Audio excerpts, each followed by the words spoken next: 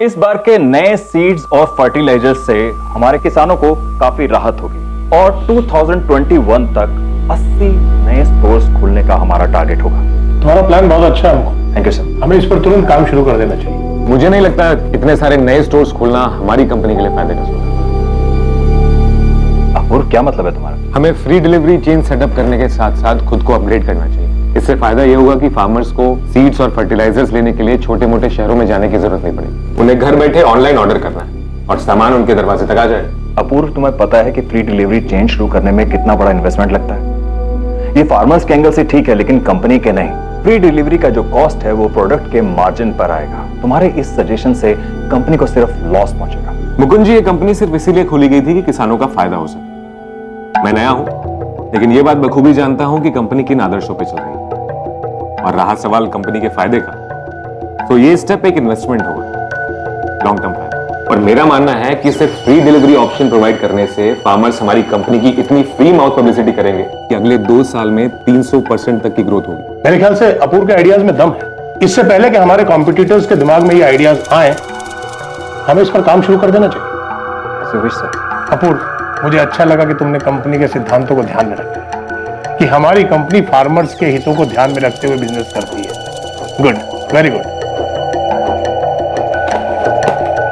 Sir, अपूर्व ने तो आते ही झंडा गाड़ दिया है। आपका बनाया प्रपोजल आज पहली बार रिजेक्ट हुआ है। धवल सर को जैसे कुछ दिख ही नहीं रहा है। आपके पोजीशन के लिए अच्छी बात नहीं है सर।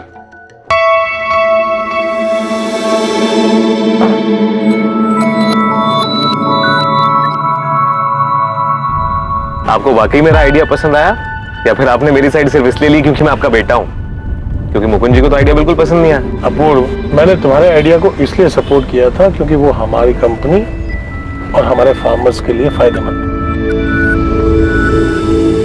उस काफसे के बच्चे का काम तमाम करना है। बहुत नाक में दम कर रखा है उसने। इस बार चार्ज थोड़ा ज्यादा बैठेगा सर। बोल कितना?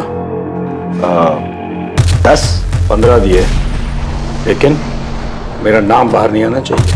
पकड़ा गया तब भी नहीं। अब बेफिक्र रहो साहब, काम भी हो जाएगा और नाम भी नहीं आएगा। ये 5 लाख एडवांस, बाकी काम होने के बाद। करना कब है? तुम तैयारी करो, डेट में बताता हूँ। यश, सो जा बच्चा। क्या हो गया? सो जा, सो जा। मम्मा थक गई। यश क्यों रो रहा है? सो जाना।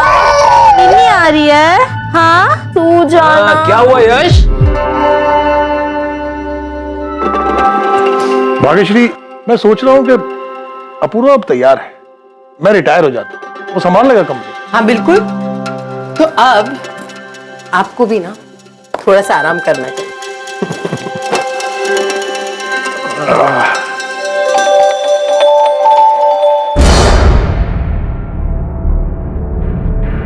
Good boy. चले अपूर्व, हो गया नाश्ता? जी बाबा, बस खाना गोपाल के हाथों भिजवा दूंगी। ठीक है बेटा। Bye bye. Bye Yash, bye बेटा।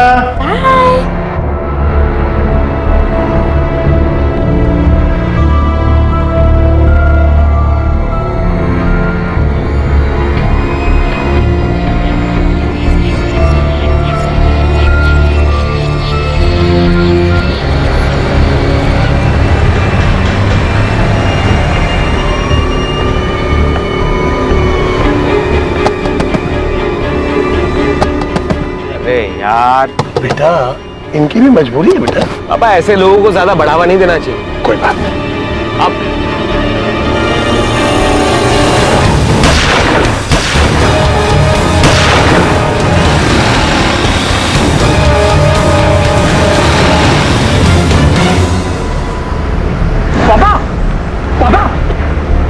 धवल काप से एक कामयाब बिजनेसमैन को दिन दहाड़े गोली मार दी गई। साफ था कि यह कोई राह चलती हत्या नहीं थी, इसे करवाया गया था। यह हत्या किसी के बुरे इरादों और मन में बैठी मैल का नतीजा था।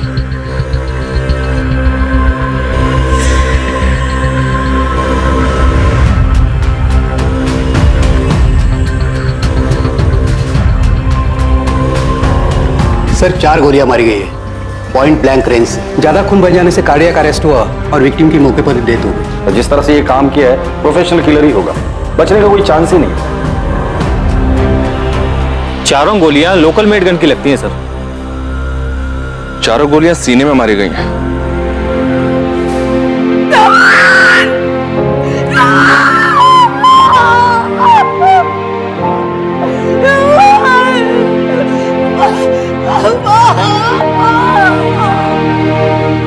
जी सर। सर मिस्टर कापसे के मर्डर केस पर ही काम कर रहा हूं। आई नो सर, मुझे पता है कि वो एक पब्लिक फिगर थे। जी सर, कुछ भी अपडेट होता है मैं आपको बता दूंगा। जय हिंद सर। सर, एफएसएल ने कंफर्म कर दिया है कि लोकल मेड गन ही यूज हुआ था और हाल फिलहाल में इस तरह का गन कहां बेचा गया है, किसको बेचा गया और किसने बेचा है, ये सब पता लगाने के लिए खबरी नेटवर्क को एक्टिव कर दिया है। ये मर्डर करवाया गया है बड़ी प्लानिंग के साथ, और ये जो कोई भी है उसे धवल कापसे का रूटीन पता था। उस सिग्नल पर कब पहुंचता है उसका अंदाजा था, या फिर घर से ही पीछा किया गया था। धवल कापसे का घर और जहां मर्डर हुआ था वो सिग्नल वाला एरिया, वहां की सीसीटीवी फुटेज चेक करो। Right sir. क्या हुआ? मैंने कहा था ना ये नंबर सिर्फ इमरजेंसीज के लिए दिया है। क्यों कॉल किया? मुझे पता है तुम्हें तुम्हारे सारे पैसे मिल जाएंगे और तुम कॉल मत करना, मैं करूंगी।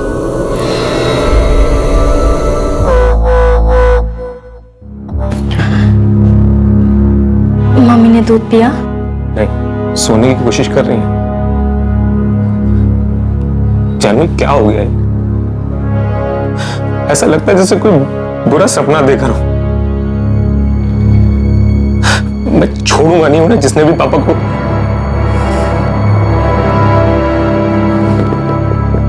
उस भिखारी का चेहरा देखा था या हुलिया बता सकते हो? बस इतना देखा कि उसके कपड़े बहुत मैले थे, आधा चेहरा शॉल से ढका हुआ था। तुमने कुछ देखा? नहीं देख पाया सर। इससे पहले कि मैं कुछ समझ पाता वो बाइक पर बैठकर उल्टी तरफ भाग गया। उस बाइक के बारे में कुछ बता सकते हो? नंबर प्लेट देखी थी? ब्लैक कलर की बाइक थी, जेके बाइक जैसी। मैं नंबर ठीक से नहीं देख पाया, लेकिन उसके नंबर की शुरुआत MH12 से थी सर। MH12 मतलब बाइक पुणे की है सर। आप लोगों को किसी पर शक कोई ऐसा कर सकता है? पता नहीं सर, कौन करेगा ऐसा? मैं हमेशा धवल से कहती थी संभल कर आया जाए करे, थोड़ा चौका ना रहे, लेकिन उन्होंने मेरी बात कर। आप उनसे ऐसा क्यों कहती थी? क्या उन्हें कोई खतरा था? 2 साल पहले भी उन पर अटैक हुआ था। क्या बोल रहे हो आप? उस वक्त भी गोपाल उनके साथ था।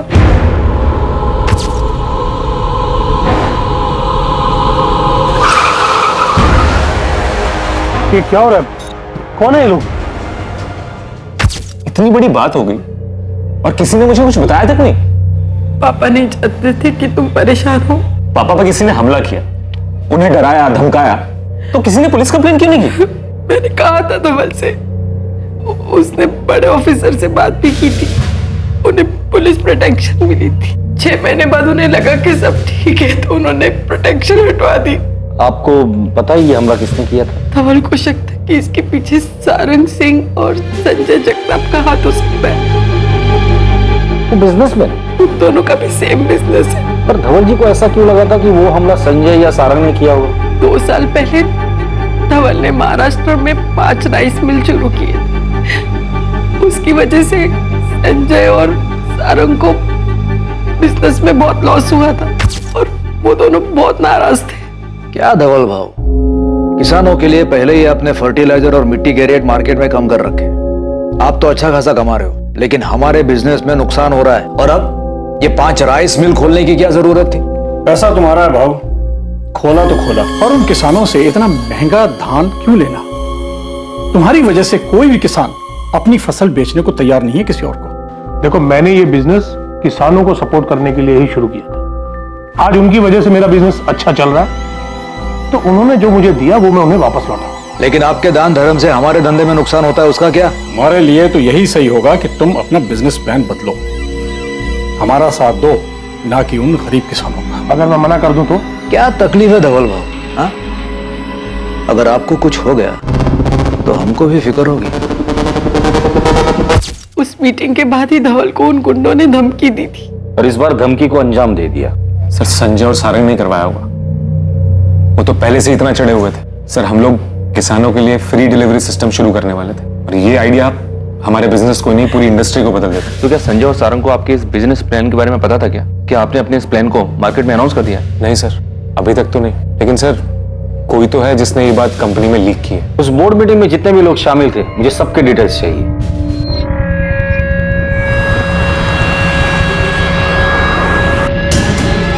एग्रीकल्चर इंडस्ट्रियलिस्ट धवल कापसे की हत्या की खबर से पूरा शहर हिल गया है।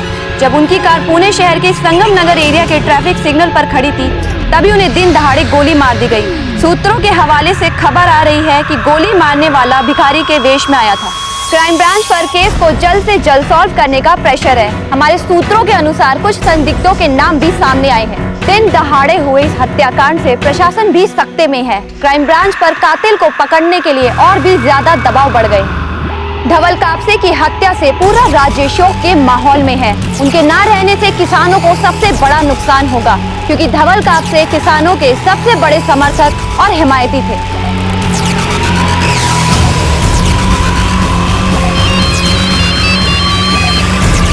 हेलो, देखा क्या?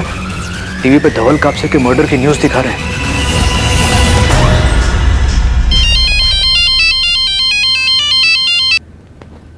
साहब, आपके ही फोन का इंतजार था। काम तो कल करना था ना। अब साहब, मुहूर्त तो निकाला नहीं था ना, फील्डिंग कर रहे थे, मौका मिला सो कर दिया। ठीक है, काम सफाई से हुआ है ना, मेरा नाम आना नहीं चाहिए। साहब बिल्कुल बेफिक्र रहिए आप। और साहब वो बैलेंस अमाउंट कल रात 9 बजे मिल वहीं पर। ठीक है।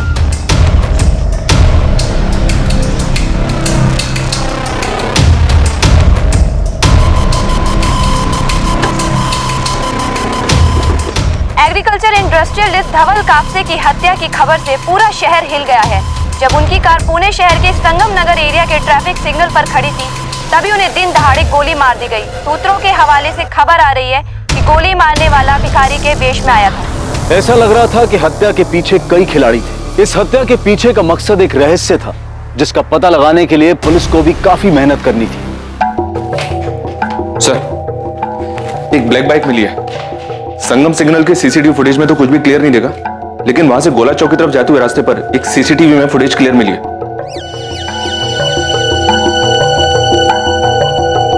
यही बाइक है सर। अगर प्रोफेशनल किलर्स हैं तो नंबर प्लेट भी फर्जी होगा सर। धवल कापसे के बिजनेस राइवल संजय और सारंग बुलाकर लेकर उन्हें बात करके देखते हैं, पता तो चल जाएगा कौन कितने पानी में है। साहब, बोल गणेश, क्या खबर है? साहब, वो गन सेलर जिसने गन बेची थी वो मिल गया है। नाम क्या उसका? लक्ष्मण खुरपे नाम है सर। यही शंभूवाड़ी में रहता है, घर से ही ऑपरेट करता है।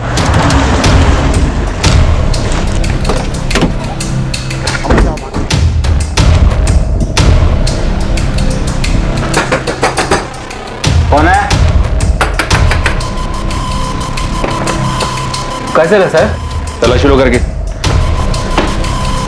साहब, ये सब क्या किया मैं? ऐसे सारा घर क्यों छाने साहब? सामने सीधा आदमी है। 2 मिनट रुक जा, तब पता चल जाएगा।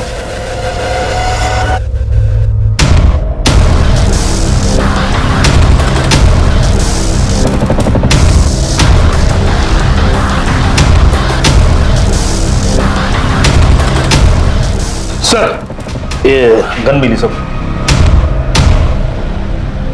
सीधा आदमी है तू? इससे सारा हमें अच्छे से पता है। 2 साल पहले आपने धवल जी को धमकी दी थी और ठीक उसके बाद ही उन पर हमला हुआ था। हाँ, उनकी वजह से हमारे बिजनेस में बहुत नुकसान हो रहा था, इसलिए मैं और संजय उनसे बात करने गए थे। अटैक वगैरह कुछ नहीं करवाया। 2 साल पहले भी पुलिस ने पूछताछ की थी, कुछ नहीं मिला। आप मेरी तरफ से बेफिक्र रहिए। आपके बिजनेस में और कोई है जो उन पर हमला करवा सकता है? मैं सिर्फ अपनी जिम्मेदारी ले सकता हूँ। धवल कापसे अपने मन की करने वाला आदमी था। अब ऐसे में उसके कितने दोस्त थे, कितने दुश्मन, ये मैं कैसे बता सकता हूँ? कभी कभी इंसान अंदर से चोट खाया हुआ होता है। आप पता लगाइए, कोई अपना तो नहीं था। चलते थे, अपना ध्यान रखना है और कोई परेशानी हो तो मुझे बताना। चलो सही।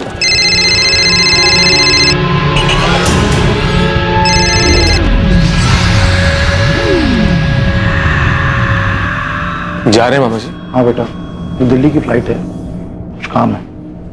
कोई भी जरूरत हो तो मुझे फोन करना। चलो।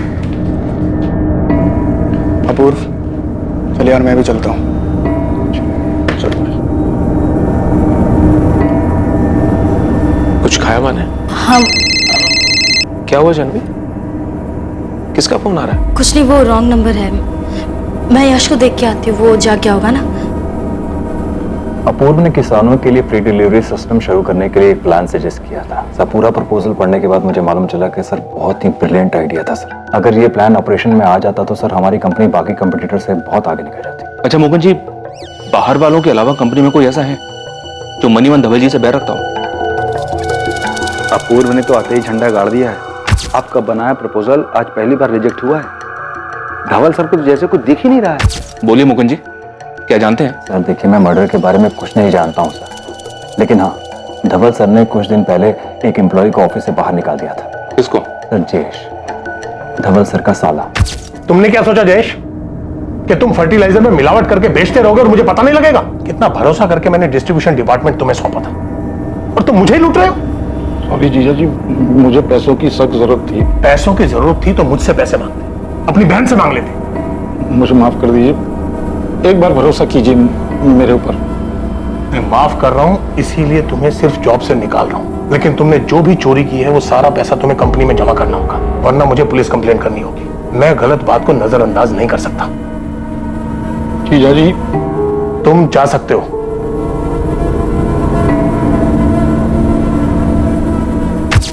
क्या धवल जी की वाइफ को इसके बारे में पता है? मुझे नहीं पता सर, लेकिन धवल सर ने मुझे बोला था कि मैं किसी को भी जयेश को निकाले जाने की वजह न बताऊं।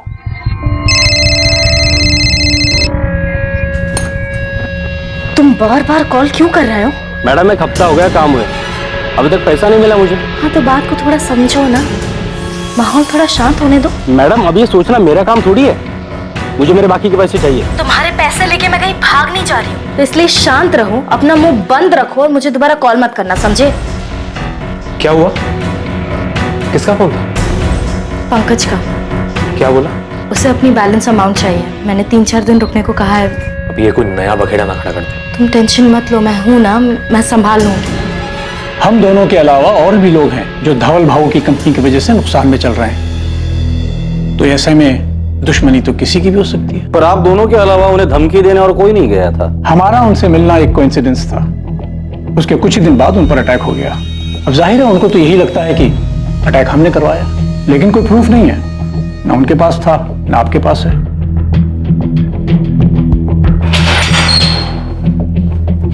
चलो बताता साहब, मैं गन बेचता है, मध्य प्रदेश से माल उठाकर यहाँ पूना में बेचता है। सप्लायर कौन है तेरा? पता नहीं, मैं तो मिडिल मैन से लेता है, उसका नंबर है मेरे पास। पिछले 1 महीने में पूना में तूने कितने गन बेचे हैं और किस किस को बेचे हैं? सब बोल। पिछले महीने 2 लोगों ने लिया है। नाम बोल। मोहम्मद इरफान और प्रकाश सुरवे। बाकी डिटेल्स जल्दी बोल लक्ष्मण, बोल। सर, जिस बाइक पर शूटर भागे थे उस बाइक के ओनर का पता चल गया है, किसी सुबोध मंडल के नाम पर है। एड्रेस मिला? जी हाँ सर, उसके घर एक टीम भेज दी मैंने। गुड। और ये गन सेलर लक्ष्मण, उसने कुछ कहा? उसने 2 लोगों का नाम बताया सर। भाई कुछ भी छूटना नहीं चाहिए, पॉसिबिलिटी है कि ये लक्ष्मण इसी मर्डर केस से कनेक्टेड हो। और सर, ये धवल जी का साला जयेश, इसको धवल जी ने 6 महीने पहले काम से निकाला था। ये कंपनी में घोटाला कर रहा था, लेकिन इस बात को अंदर ही अंदर दबा दिया गया था। जयेश को बोलो बात करते। वो अभी दिल्ली में है सर, परसों पुणे आ रहा है, मैंने बुलाया उसे। एक काम करो, धवल जी के फैमिली मेंबर्स के सबके कॉल डिटेल्स निकालो, शायद वहीं से हमें कुछ मिल जाए। Right sir. सर, ये बाइक के मालिक Subodh Bhave. MH12 AF145H bike तुम्हारी है? हाँ साहब। ये बाइक एक मर्डर में इस्तेमाल हुई है, सच सच बता क्या किया तूने? क्या बात कर रहे हैं साहब, पिछले महीने मेरी बाइक चोरी हो गई थी, मैंने कंप्लेंट भी किया था। कौन से पुलिस स्टेशन में? MS नगर पुलिस स्टेशन।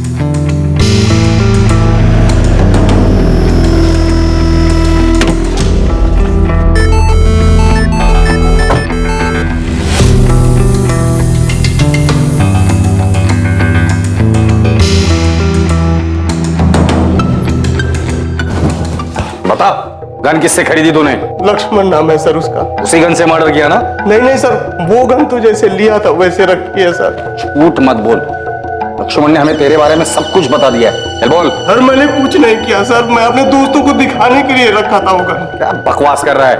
मुझे फट्टू फट्टू बोलते थे और मुझे बोलते थे कि तू डरपोक है, तू कभी गन नहीं पकड़ सकता। इल्लीगल गन खरीदने को तू खेल समझता है? मुझसे गलती हो गई, मुझे माफ कर दीजिए सर, मैं अपने दोस्तों के बहकावे में आ गया सर।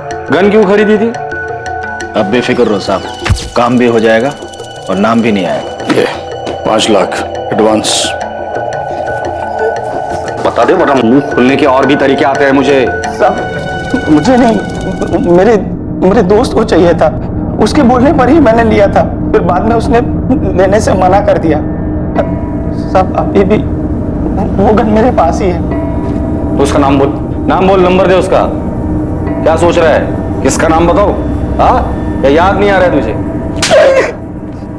दे पना, धवल कापसे को क्यों मारा? किसने सुपारी दी थी? कौन धवल कापसे? सर मैंने किसी को नहीं मारा सर। तो गन क्या अपने भारत में फायर करने के लिए खरीदा था? मैं परेशान हो गया था अपने हालात से। मजदूरी का काम कर करके इतना पसीना बहाने के बाद सिर्फ चिल्लर ही मिलता था, इसलिए मैंने गन खरीदा। सोचा कि बैंक लूट लेता हूं, कम से कम जिंदगी भर पैसों की तकलीफ तो नहीं होगी। साहब मैं सच बोल रहा हूं, मैंने किसी को नहीं मारा। आपको जो 6 गोली मिली थी ना मेरे घर पे, वो सब मैंने लक्ष्मण से खरीदा था। और सब वो सामान अभी भी वैसा का वैसा ही है, एक भी गोली नहीं चली उस बंदूक से।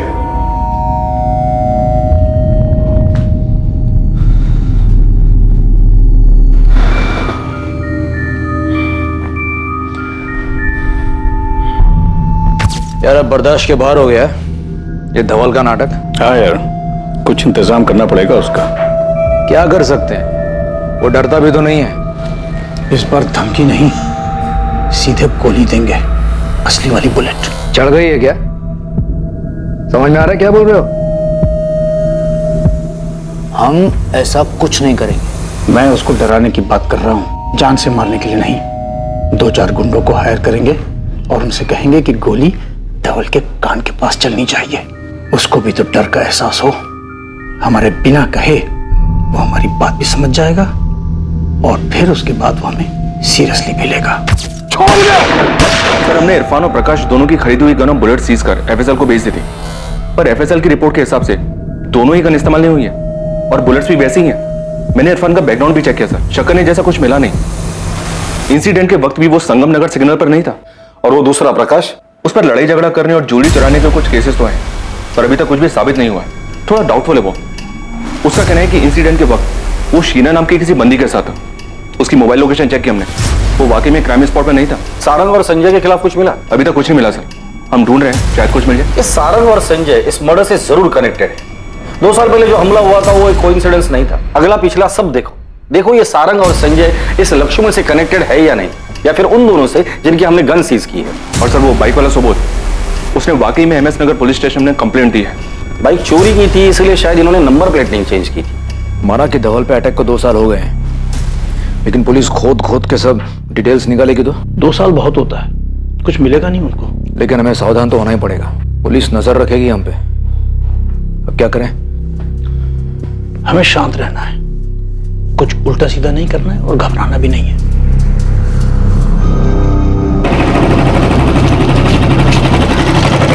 बोल गणेश, क्या खबर है तेरे पास? बहुत बड़ी खबर है सर, मेरी टीम ने जमकर काम किया।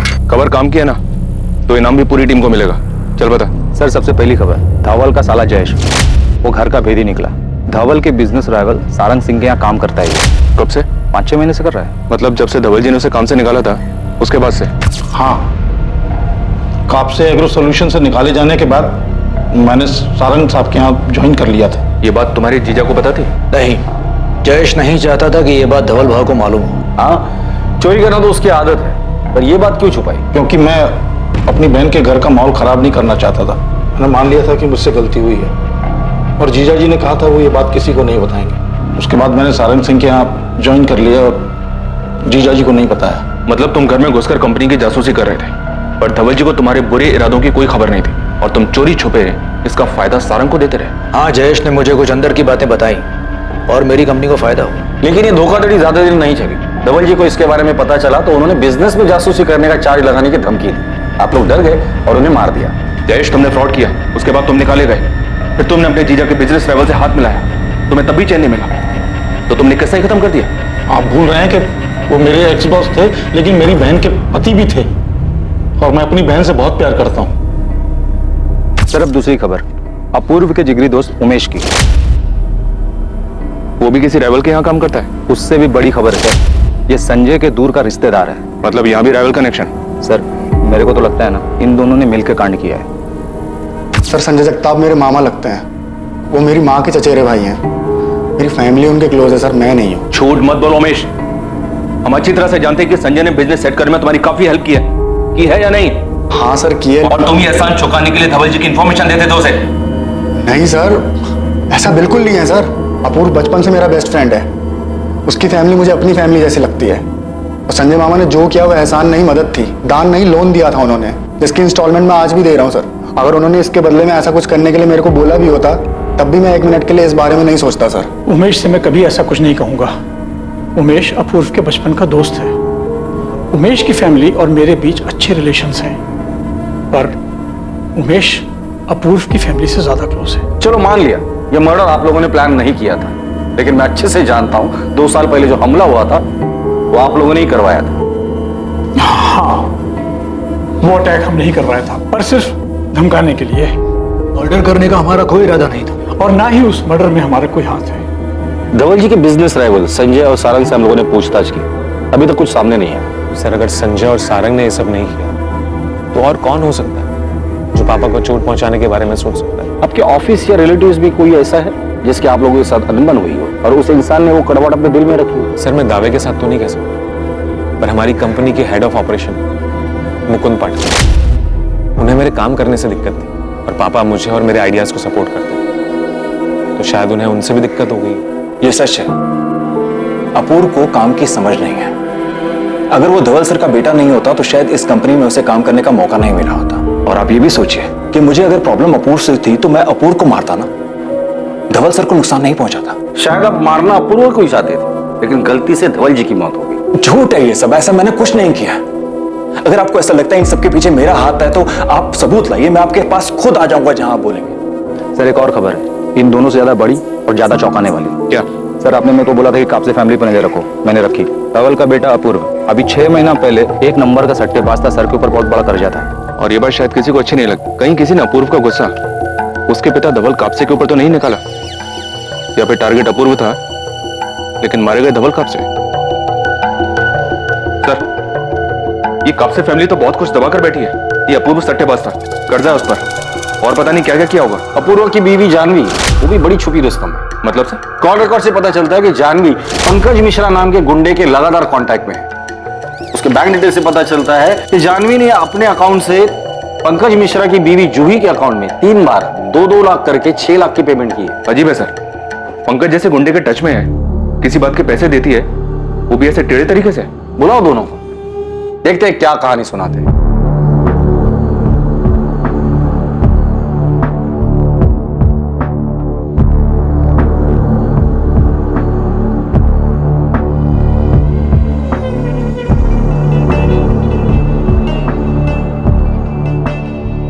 अपूर्व, मैं घुमा फिरा कर बात नहीं करूंगा। मैं तुम्हारे बेटिंग, गैम्बलिंग और कर्जों के बारे में जानता हूं, इसलिए सीधे सीधे बता दे अपने पापा को क्यों मरवाया।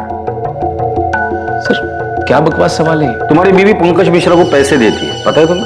आपको कैसे पता? मतलब तुम्हें पता है? हाँ, मैं पंकज को जानता हूँ, पर मैंने उसे किसी और को किडनैप करने को कहा था। किडनैप? किसे किडनैप करवाया तूने? करण शिंदे नाम है उसका, उसकी बीवी को, ताकि करण डर जाए। ये करण कौन है? कोई नाम का जर्नलिस्ट है, किसी लोकल न्यूज चैनल के लिए काम करता है। उसकी वाइफ को किडनैप क्यों करवाया? वो अपूर्व को ब्लैकमेल कर रहा था। क्या बोल रही हो तुम? ब्लैकमेल? किस बात के लिए? सर, उसके पास मेरा एक वीडियो था एस्कॉर्ट गर्ल के साथ, और वो उसे ऑनलाइन करने की धमकी दे रहा था। मैंने बहुत मिन्नतें की सर उससे, पर वो मान ही नहीं रहा था। पैसे चाहिए थे सर उसे। तो पुलिस के पास क्यों नहीं गए? और मैटर खुद को ही सेटल करना था तो दे देते पैसे। सर, मैं तैयार था, पर वो 10 करोड़ रुपए मांग रहा था। कहां से लाता सर 10 करोड़? और अगर दे भी देता तो उसका क्या भरोसा, डबल क्रॉस कर जाता तो उसे डराने के लिए तुमने गुंडे को हायर किया? हाँ सर, पंकज ने जर्नलिस्ट की वाइफ को किडनैप किया और जर्नलिस्ट को ब्लैकमेल करने लगा। मैंने अपने स्टिंग वीडियोस के सारे ओरिजिनल कॉपीज ले लिए। तुम्हारी बीवी भी इन्वॉल्व है? जिस आदमी ने करण की वाइफ को किडनैप किया वो मेरे मायके में ड्राइवर था। इस काम के लिए मैंने ही बात की थी उससे। तो मतलब अपूर्व एस्कॉर्ट्स के कांटेक्ट में है, ये बात तुम्हें पता थी? मैं जानती थी, नाराज थी और अपूर्व को छोड़ना भी चाहती थी, मगर फिर अपूर्व ने मुझसे वादा किया कि वो ये सारे गंदे काम, ये जुआ, दूसरी औरतें, ये सब छोड़ देगा। मैंने उसे माफ किया बदलने का एक मौका दिया और वो बदला भी। मगर फिर 6 महीने बाद मुझे ये वीडियो मिला, किसी नाराज जर्नलिस्ट ने भेजा था। अपूर्व, क्या है ये? क्या है ये? तुमने यश की कसम खाई थी कि तुम ये सब छोड़ चुके हो। अब तक अच्छाई का मुखौटा लगा के रखा था तुमने। जानवी, मेरा यकीन करो, मैं सच में बदल गया। कैसे कर लूं तुम्हारा यकीन? जब ये देख रही हो तो कैसे करूं? ये वीडियो पहले की है, कोई इसे यूज करके मुझे ब्लैकमेल कर रहा है। तुम पहले ही मेरा विश्वास तोड़ चुके हो, क्यों कर रहे हो यकीन में? जानवी, तुम जानती हो मैं बदल चुका हूँ। पहले मुझे फर्क नहीं पड़ता था इन सब चीजों से, लेकिन अब फर्क पड़ता है। तुम और यश मेरे लिए मायने रखते हो। मैं तुम्हें और यश को नहीं खोना चाहता। मेरा यकीन करो, ये वीडियो सच में पुराना वीडियो है। बहुत गुस्सा आया था मुझे, मैं सब छोड़कर जाना चाहती थी, पर फिर मुझे अपूर्व पर भरोसा हुआ। और आप जानती थी? नहीं, मुझे इस बारे में कुछ पता नहीं था, और ना ही धवल को। पर अब ये तो जानती होंगी ना कि अपूर्व सट्टेबाज है। हाँ, जब हमें पता चला कि अपूर्व इन सब चीजों में पड़ा हुआ है तो हम सब बहुत हैरान थे। लेकिन अपूर्व सुधर गया है, वो सही रास्ते पर चल रहा है। ऐसे ही तो कोई सुधर नहीं जाता। अपूर्व कैसे सुधर गया? सर, मुझे समझ आ रहा था कि मैं खुद अपनी जिंदगी बर्बाद कर रहा हूँ। घर में सबके सब मेरे लिए परेशान थे, लेकिन मेरी लत थी जो मेरा पीछा ही नहीं छोड़ रही थी। मैं कर्जे में डूबता चला जा रहा था। मैं नए पैसे उठाता पुरानी उधारी चुकाने के लिए, लेकिन वो पैसे भी डूब जाते, और धीरे धीरे मुझ पे 5 करोड़ का कर्जा हो गया। और फिर एक दिन वही हुआ जिसका मुझे डर था। जिनसे मैंने उधार लिया था उन्होंने पापा को फोन कर दिया। 5 करोड़? तुझे पैसे की कीमत पता है अपूर्व? और तू मुझे कब बताता? 50 करोड़ होने के बाद? आपको बताने वाला था पापा। निकल जा मेरे घर से। मैं ऐसे जुआरी और सट्टेबाज को अपने घर में नहीं रखूंगा। पहले पैसे कमा, फिर पैसा उड़ाना। चल निकल मेरे घर से अभी की अभी। निकल जा। क्या कर रहे हैं आप? कहाँ जाएगा वो? बीवी है, बच्चा है उसका। जब ये गैम्बलिंग में पैसे लुटा रहा था तब नहीं सोचा उसने ये सब? पर वो कह रहा है ना कि गलती हो गई उससे। एक बार दूसरा मौका तो दीजिए उसे। ठीक है, 1 साल है इसके पास। इसका मतलब ये नहीं है कि मैं इसका कर्जा उतारूंगा। ये मेरे साथ ऑफिस चले, मेहनत करे और इंस्टॉलमेंट से अपना कर्जा चुकाए। अगर ये नहीं कर पाए तो चुपचाप इस घर से निकल जाए। सर, मैं बहुत परेशान था। पापा ने मुझे आज तक डांटा तक नहीं था। मैंने सोचा कि अपनी लाइफ ऐसे ही बर्बाद करने से अच्छा है पापा के साथ काम करूं, और कुछ टाइम बाद फिर मैं अंदर से भी बदल गया। अपूर्व सच में बदल गया है सर। बस वो बदकिस्मत निकला कि उसका अतीत उसके आज के सामने आकर खड़ा हो गया। उस जर्नलिस्ट ने वो वीडियो भेजा जिससे छुटकारा पाने के लिए हमें पंकज की मदद लेनी पड़ी, और मैं उसी के पैसे चुका रही हूँ।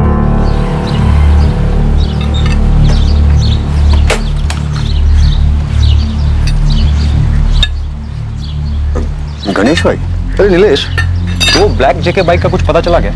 अभी तक नहीं भाई। पुणे के सारे डीलर से बात हो चुकी है, पर किसी को पता नहीं उस बाइक के बारे में। पक्का? तूने तसल्ली कर ली हर जगह? हाँ भाई, एक काम करता हूँ, फिर से दोबारा से पूछ लेता हूँ लोगों से। देख ले, क्या पता तेरे से कुछ छूट गया हो। नीलेश, एक बात बता, ये चोरी की गाड़ियाँ तो तेरे पास भी आती है ना? तू भी तो डील करता है ना? तो कहना क्या चाह रहा था? ये सब काम करना मैंने कब का छोड़ दिया है। 6 महीने हो गए उससे दूर होकर। अच्छा ठीक है, नाराज क्यों हो रहा है? जा सुन, काम मत छोड़, ढूंढता रहे, ठीक है? चल। सर, एक बड़ा ब्रेक मिला है। क्या? शूटर और मास्टरमाइंड के बीच का लिंक मिला है। कहां से? कौन है वो? सर, गणेश ने टिप दी कि संजय और सारंग शाइनिंग मून बार में अक्सर मिलते हैं, तो मैंने वहां के अंदर के सीसीटीवी फुटेजेस निकलवाए, वहीं से पता चला।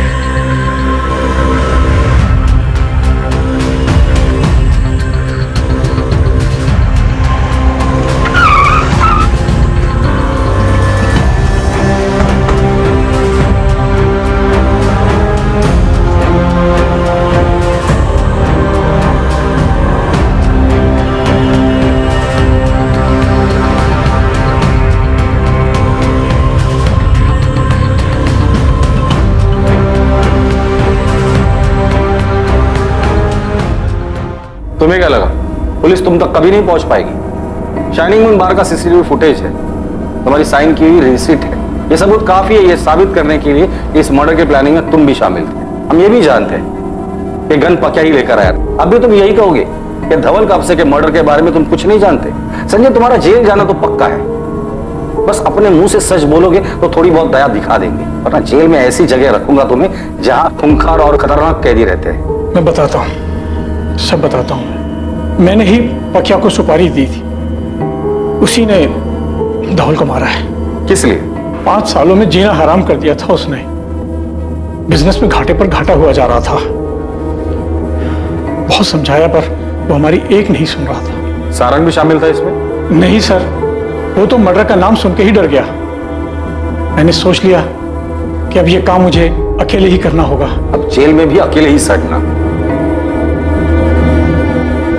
आखिरकार धवल कापसे की हत्या का साजिश करता सलाखों के पीछे था, और हत्या के पीछे की जो वजह सामने आई वो बिजनेस राइवलरी थी। अब पुलिस को सिर्फ एक आखिरी खिलाड़ी को पकड़ना था, जिसके बाद ये केस क्लोज हो जाता। दूसरी तरफ हत्या का खुलासा होने से धवल के परिवार को उनके सवालों के जवाब मिल गए, और 7 दिनों की खोजबीन के बाद पुलिस ने पकिया को भी पकड़ लिया। पकिया ने अपने बयान में कुछ ऐसे खुलासे किए जिसकी किसी ने उम्मीद भी नहीं की थी। इस खुलासे के बाद सवाल उठने लगा कि क्या यह केस वाकई अपने अंजाम तक पहुंच गया था। 2 साल पहले मैंने ही धवल कापसे पर अटैक किया था, क्योंकि इसके लिए मुझे संजय जगताप ने बोला था, और इस बार भी संजय जगताप ने ही धवल कापसे की सुपारी दी थी।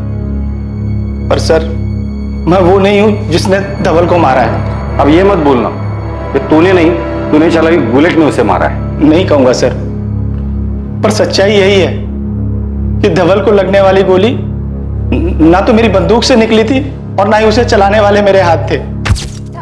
सब मैं तो खुद ही हैरान था कि जो सुपारी मेरे हाथ में थी तो फिर उसे मेरे मारने के 1 दिन पहले किसने मार दिया। पर मेरे लिए तो ये मौका था कि संजय से झूठ बोलकर अपने बचे हुए 10 लाख रुपए लेने का। इसकी क्या गारंटी कि तू इस बार भी झूठ नहीं बोल रहा है? सब मैं आपको पहले ही बोल चुका हूं कि मर्डर वाले दिन मैं उस जगह था ही नहीं। सर, मैंने हर चीज को डबल चेक किया। ये पकिया झूठ नहीं बोल रहा है। ये मर्डर के टाइम पर शीना के साथ ही था, और जहां शीना काम करती है वहां आसपास भी इंक्वायरी की। मर्डर वाले दिन वहां पकिया को शीना के साथ देखा गया था। अगर पकिया सच बोल रहा है, फिर धवल कापसे का मर्डर किया किसने? इस केस में कुछ तो है जो हमारी नजर से छूट रहा है। किसने उठाई होगी सुपारी? नहीं, गणेश को बोलो जल्द से जल्द उस बाइक का पता लगाए।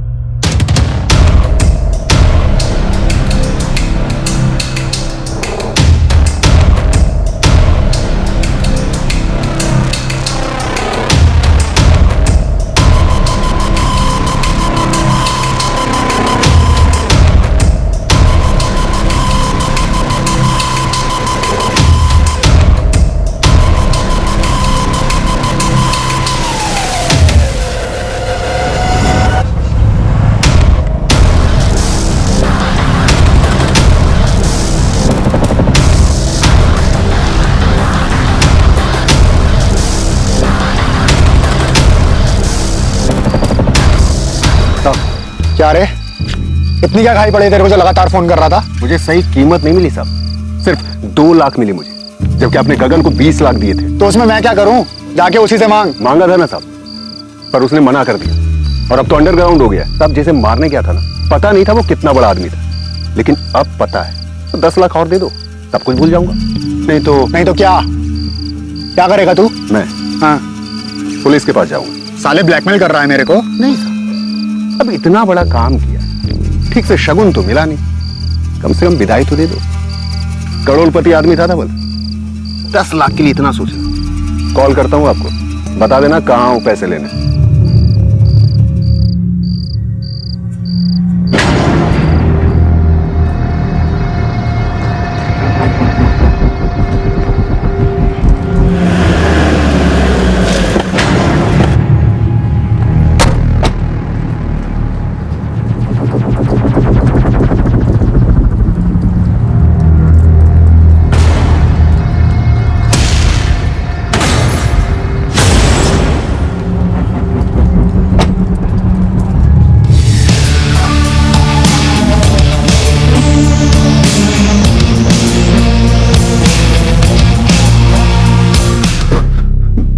मैं उमेश को तो जानता ही नहीं साहब, गगन ने मुझे कांटेक्ट दिया था।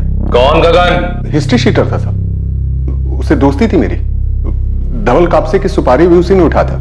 उस वक्त तो मुझे पता भी नहीं था कि हम किसे मारने जा रहे हैं, लेकिन बाद में जब टीवी पर न्यूज देखा, तब जाकर मुझे समझ में आया कि गगन को इस सुपारी के ढेर सारे पैसे मिले, लेकिन मुझे वो 2 लाख में टरका दिया।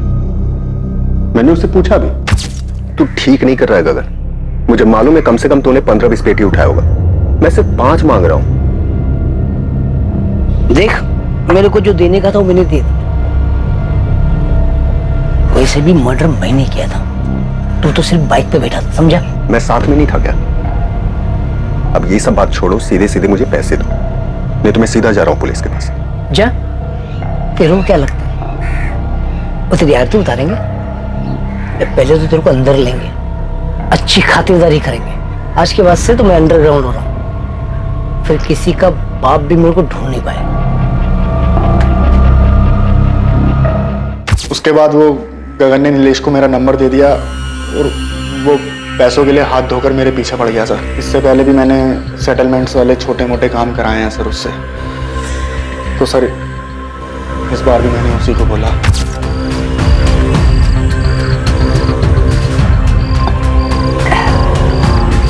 क्या बात है, बड़े दिनों के बाद याद किया? क्या करें, काम ही कुछ ऐसा है। कुछ नहीं, मर्डर करना है। हो जाएगा। किसका करना है?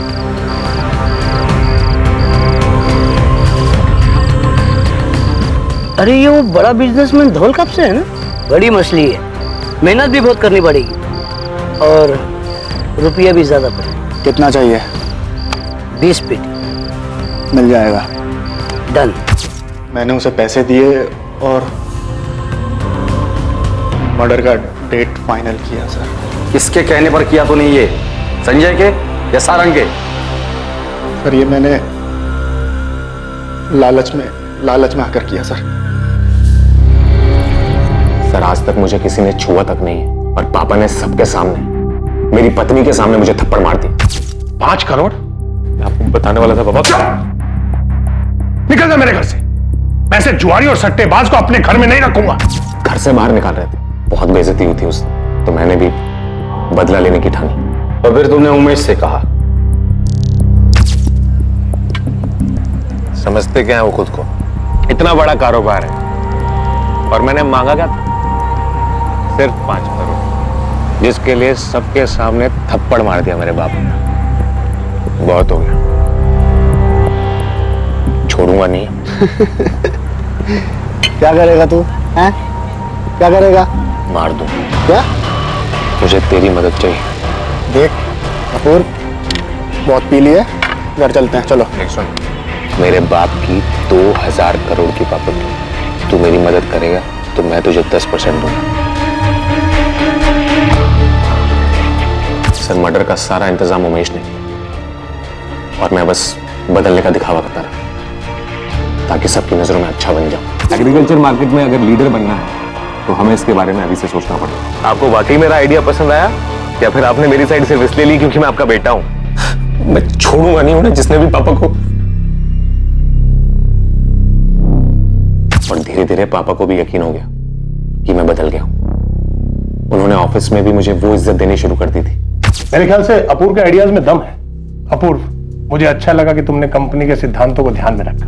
और फिर मैंने मर्डर का डेट और टाइम डिसाइड किया, और फिर सब प्लान के मुताबिक होगा। तुमने अपने पापा को सिर्फ इसलिए मरवाया क्योंकि उन्होंने तुम्हें एक थप्पड़ मारा था? सर पापा चाहते तो मेरी मदद कर सकते थे। सर आज भी जिन लोगों से मैंने उधार लिया है मुझे धमकी देते हैं। सर पापा नहीं जानते थे कि कैसे लोग हैं ये। सर ये लोग चाहते तो मुझे मार भी सकते थे, और वो भी सिर्फ 5 करोड़ रुपयों के लिए, लेकिन पापा को कोई फर्क नहीं पड़ा।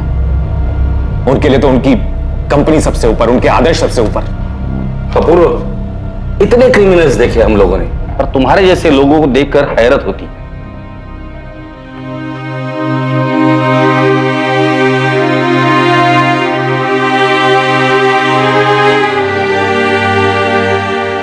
धवल इंसान पहचानते थे। उन्होंने हमेशा कहा कि अपूर्व भरोसे के लायक नहीं, उससे कोई उम्मीद न रखो, लेकिन मां का दिल है ना, मानता ही नहीं था। आज मैं गलत साबित हो गई। नहीं मम्मी, आपने और पापा ने हमें हमेशा बहुत सारा प्यार दिया। पता नहीं कितने लोगों के इंस्पिरेशन थे। उनका खुद का बेटा उनसे कुछ सीख नहीं पाया। इसमें आपकी गलती नहीं है, उसी की बदकिस्मती।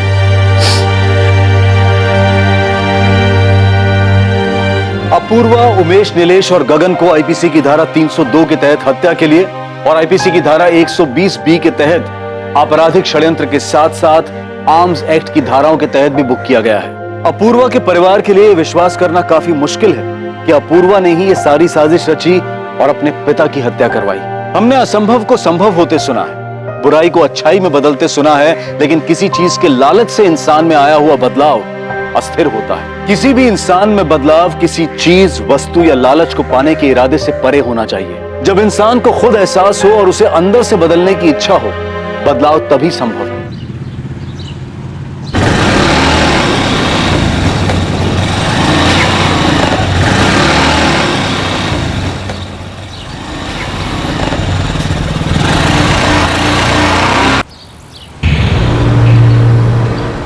चाचा जी, ये सब क्या है? कुंदन, आखिरी बार कह रहा हूं, तुम लोग ये ठीक नहीं कर रहे हो। चाचा जी, बुरा मत मानिएगा, लेकिन हम जो कर रहे हैं उसके बीच बोलने का आपको कोई हक नहीं है। कुंदन, जबान संभाल के। बाबूजी तुमसे सिर्फ बात करना चाहते हैं, बस। बात करने और धमकी देने में फर्क होता है मोहन। ऐसे गुंडों की तरह रास्ता रोककर बात नहीं होती है। गुंडे दिखा देते हैं तुमको? तुमसे बड़े हैं, हमारा नहीं तो हमारे रिश्तों का लिहाज करो। तुम समझदार हो, जाके समझाओ अपने भाइयों। ये तो बेकार में खून बहेगा।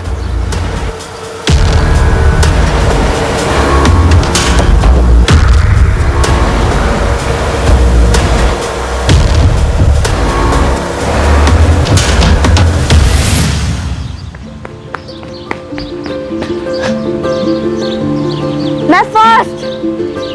क्या हुआ? अब रेसिंग नहीं लगाती तुम? शर्म आती है ना? मैं रेस लगाऊंगी तो तुम हार जाओगी ना। माँ! अरे काजल, आराम से बेटा, क्या कर रहे हो? ताई जी देखो ना, पायल दीदी ने मुझे मारा। तुम लोग का ना रोज चलता है। पायल, क्यों मारा काजल को? मारा कहाँ? टपकी नहीं माँ।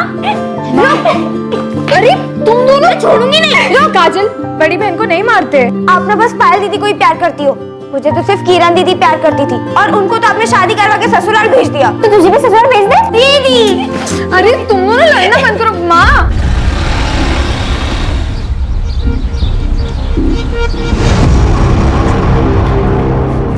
माँ, एक अच्छी खबर है।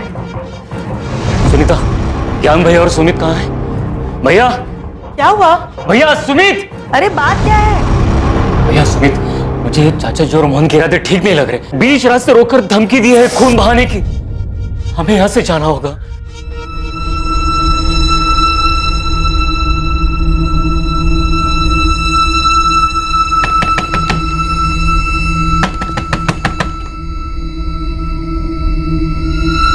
पापा, टैक्सी ले आया।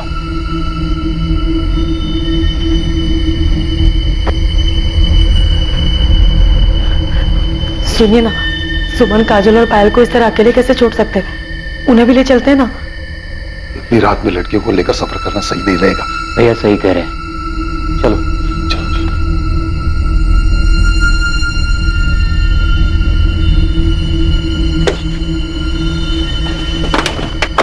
चलो जल्दी चलो, जल्दी बैठो। बेटा अपना ध्यान रखना, और काजल और पायल का भी। किसी भी अनजान आदमी के लिए दरवाजा मत खोलना। हम जल्दी तुम लोगों को भी वहां बुला लेंगे।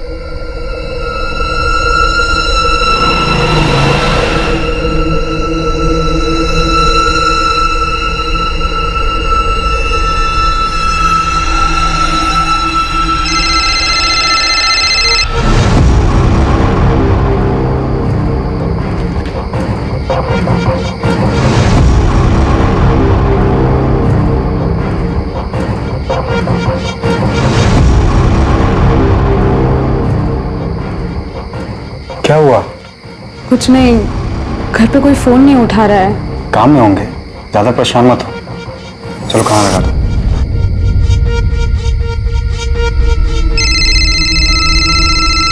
किरण दीदी, हेलो दी, कहाँ हैं आप?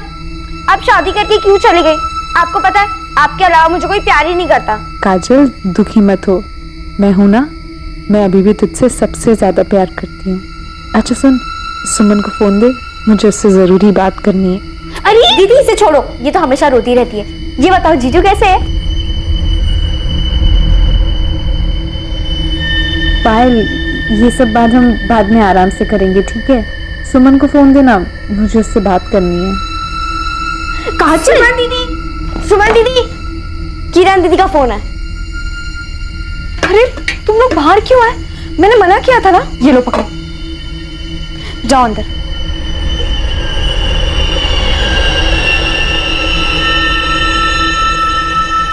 हेलो।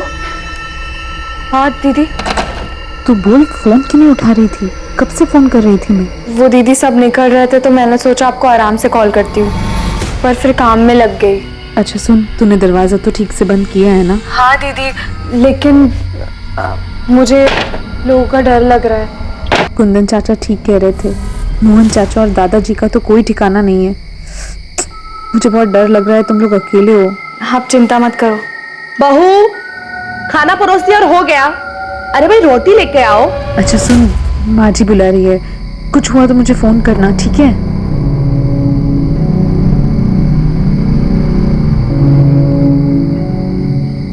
दीदी भूख लगी है। हाय।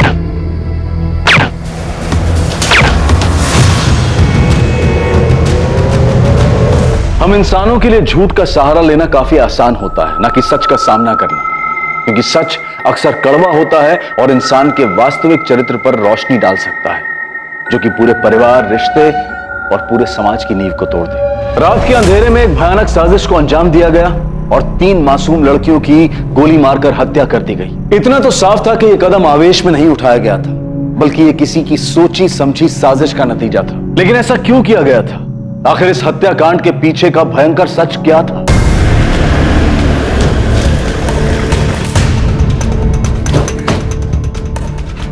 सब मैंने ही आपको फोन किया था। कहां है? इधर, इस घर में। तब दरवाजा अंदर से बंद है, उधर खिड़की की तरफ।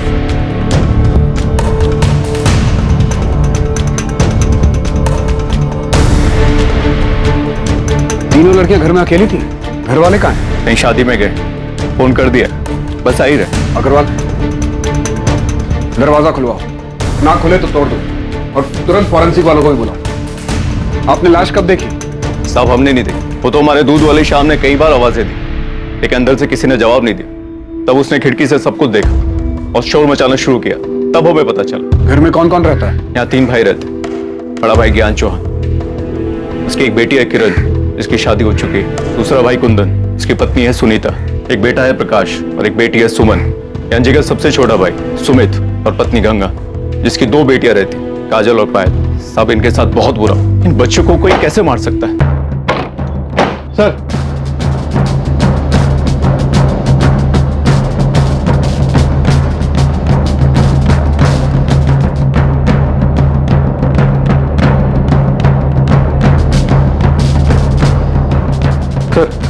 ये देखिए,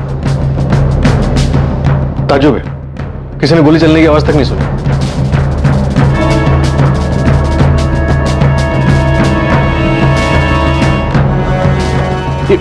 ये तो जिंदा है। एम्बुलेंस कहाँ है? कॉल कर दिया सर, रास्ते में आती होगी। ये सब तुम्हारी बेवकूफी की वजह से हुआ। कहा था जोश में होश मत खोना। अरे तो क्या करता बाबूजी, हाथ में हाथ रख के बैठा रहता। अरे वो हमारे सामने हमारे बाप दादा का नाम इज्जत सब मिट्टी में मिला रहे थे।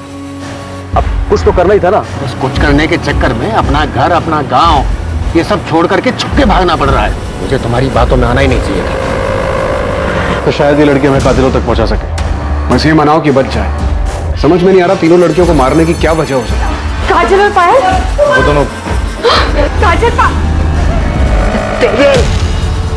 पायल छोड़ूंगा मैं नहीं, उनको काट के रख दूंगा। क्या हो गया? सुमित, सुमित, सुमित, क्या कर रहे हो? छोड़ो भैया, उनके किए की सजा मिलनी चाहिए। छोड़ो मुझे। मेरी बात सुमित, ये किसके बारे में बात कर रहे हैं? वो गजेंद्र सिंह चौहान और उसके बेटे मोहन के बारे में।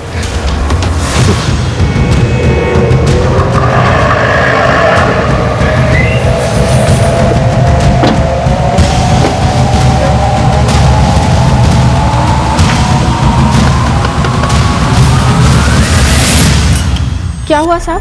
गजेंद्र चौहान और मोहन कहाँ हैं दोनों? वो तो ठेकेदारी के काम से लखनऊ गए हैं। वहाँ का पता? वो तो मुझे नहीं पता, लेकिन साहब मैं सच कह रही हूँ, उन दोनों ने कुछ नहीं किया है। अगर ये सच है तो ठीक है, वरना मर्डर की प्लानिंग करने में और अपराधी को बचाने के आरोप में तुम भी जेल जाओ।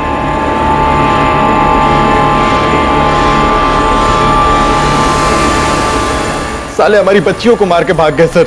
ये गजेंद्र की क्या दुश्मनी है आपसे?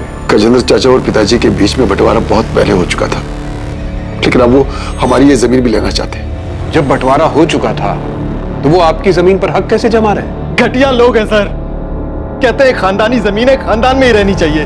हमारे घर में 4 लड़कियां और 1 लड़का है। ज्ञान भैया की बेटी किरण की शादी के समय हमने अपनी जमीन का एक टुकड़ा बेचा था।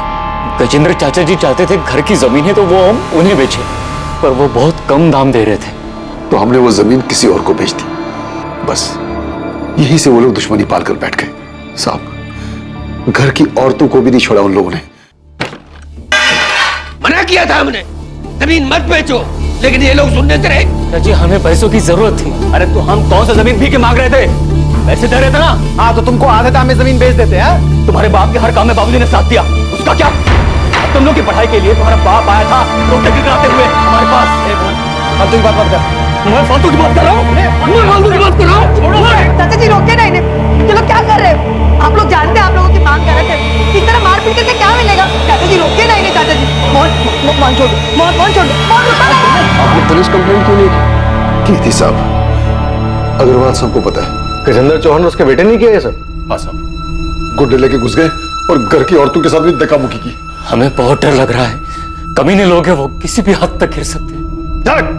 साहब हम सच करें, हमने कुछ नहीं किया है। बहुत चर्बी चढ़ी ना तुम दोनों को।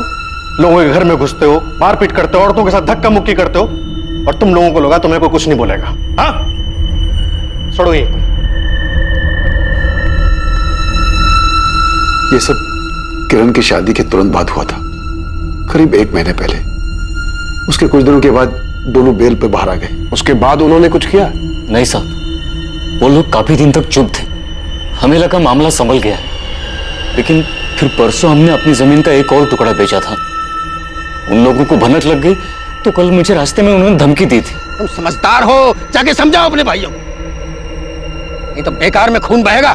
फिर ऐसी हालत में आप शादी में कैसे चले गए? शादी में नहीं गए थे साहब, वो तो हमने पड़ोसियों को ऐसे ही बताया था। हम यहाँ पास के गांव बालीपुर में जाकर छुपे हुए थे। वहां सुमित की पत्नी गंगा के रिश्तेदार रहते हैं, तो हम सब लोग मेरे बेटे प्रकाश को साथ लेकर वहां चले गए थे। बच्चियों को अकेला क्यों छोड़ा? बालीपुर में हमारा कोई जमा हुआ ठिकाना नहीं था। हमने सोचा कि लड़कियां घर में ही सुरक्षित रहेंगी, लेकिन हमें क्या पता था साहब, क्या आफत तो उनका यहाँ इंतजार कर। हम सपने में भी नहीं सोच सकते थे कि वो हमारी बेटियों के साथ ऐसा करेंगे।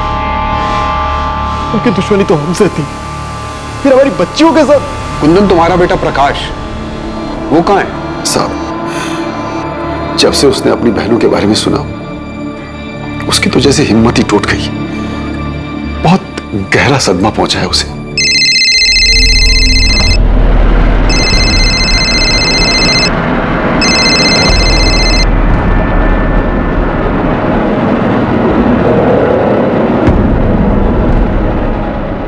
अरे प्रकाश, खाना तो खाकर जा बेटा। अरे नहीं माँ, मैं बाहर खा लूंगा। अरे थोड़ा तो खा।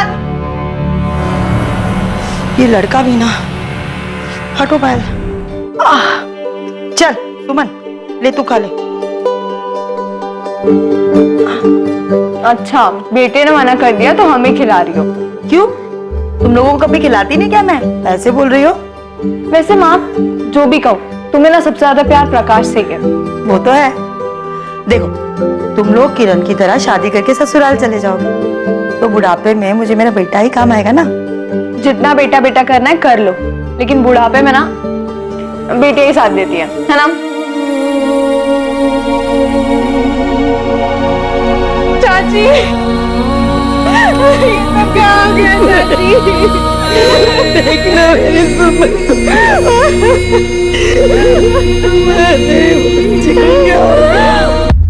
सर, गजेंद्र के बहू माला का कहना है कि गजेंद्र और मोहन ठेकेदारी के काम से लखनऊ के पास गए हुए।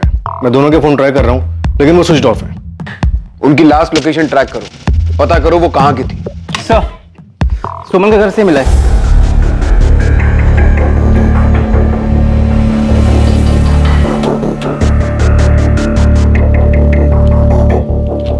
स्टेट सिविल सर्विसेज का लेटर है, सुमन का सिलेक्शन हो गया। इंटरव्यू की डेट भेजिए। बहुत मेहनत की होगी उसने अपनी जिंदगी में आगे बढ़ने के लिए।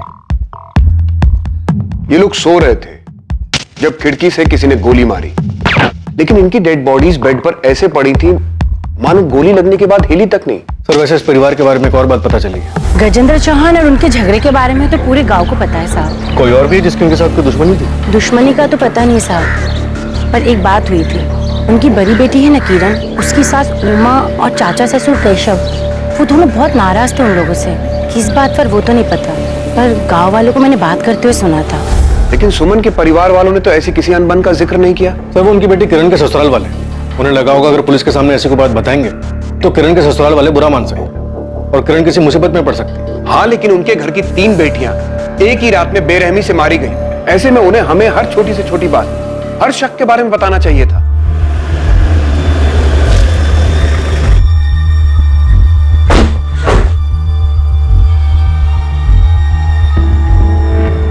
कहाँ है प्रकाश? ना फोन उठा रहा है, ना मैसेज का जवाब दे रहा है।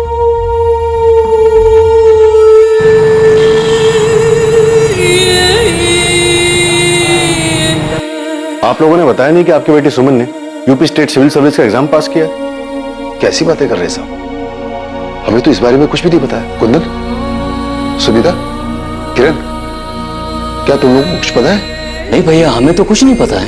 आपकी बेटी स्टेट लेवल का एग्जाम पास करती है, उसे इंटरव्यू के लिए लेटर आता है और वो आप लोगों से कुछ नहीं बताती। क्या घर में उसकी पढ़ाई या फिर उसके काम करने को लेकर कोई मनाही थी? हम तो सुमन को हमेशा प्रोत्साहित करते थे और हमने अपने घर की बेटियों को कभी पढ़ने से नहीं रोका है। माँ, एक अच्छी खबर है। सुमन ने मुझे बताया था, उसने कहा था अगर वो एग्जाम पास हो जाएगी तो घर में सबको बता देगी। और जिस दिन हम घर से भाग रहे थे, शायद उसी दिन सुमन इस चिट्ठी के बारे में मुझे कुछ बताने आई थी। लेकिन फिर सुमन के पापा आ गए और इस बीच में सुमन का ये सब सही रह गया। ये लोग साहब, ये ज्ञान भैया की बेटी किरण है, उनके पति पंकज, और ये पंकज की माँ उमा जी। हमने सुना है कि किरण के ससुराल में और आप लोगों के बीच कुछ अनबन थी। नहीं, ऐसा कुछ भी नहीं था। ऐसा कुछ नहीं हुआ था साहब। झूठ मत बोली, पूरे गांव में ये बात फैली हुई है कि आप दोनों परिवारों में कुछ तो हुआ था। शादी में छोटी मोटी कहासुनी हो गई होगी, जिसे गांव वाले बढ़ा चढ़ाकर बोल रहे हैं। ऐसा कुछ भी नहीं हुआ था, हमारे यहाँ बिल्कुल सब कुछ ठीक था। तुझे पता है ये किसने किया था? नहीं, मुझे तो नहीं पता। तू कल रात को उसके घर जाने वाला था। देख, ऐसा कुछ नहीं हुआ, ना ही मैं वहां गया था और ना ही जाने वाला था। साले कमीने, मैं तुझे छोड़ूंगा नहीं। तेरी हिम्मत कैसे? तुझे जो चाहिए था वो तुझे नहीं मिला तो तूने उन्हें मार दिया। आग तो तूने, मैं नहीं छोड़ूंगा। प्रकाश, क्या कर रहे हैं? मैं नहीं क्यों मार रहा है उनको? छोड़ दे। हटो यहाँ से। प्रकाश छोड़। Hello, police station. पड़ोसी तो बेकार की बातें बनाते ही रहते हैं साहब।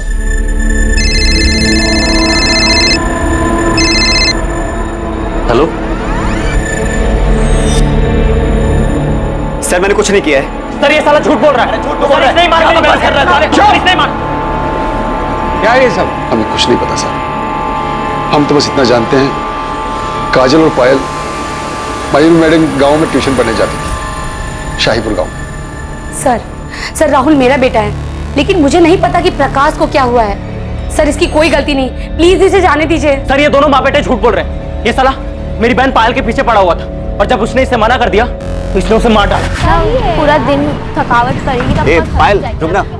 ये देख, मैं तेरे लिए कार्ड लाया। मुझे कोई कार्ड नहीं चाहिए। अरे भाव क्यों खा रही हो? देखो, मैं तुम्हें बहुत लाइक करता हूँ। राहुल बेकार की बातें मत करो, जाने दो हमें। पायल,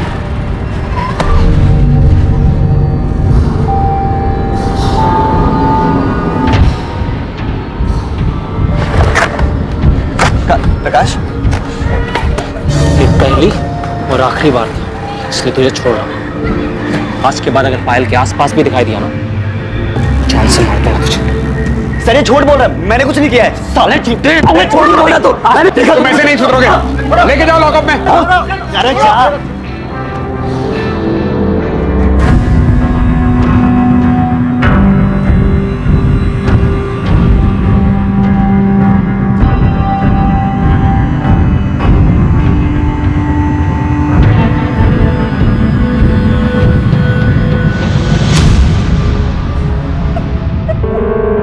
सर दोनों विक्टिम्स के बॉडी में सेडेटिव के ट्रेसेस मिले हैं, मतलब मारने के पहले बेहोश किया गया था। हॉस्पिटल से सुमन का ब्लड सैंपल भी आ गया है, उसे भी स्टडी कर रहे हैं। मुझे पूरा यकीन है कि सुमन के ब्लड में से भी आपको इसी सेडेटिव के ट्रेसेस मिलेंगे।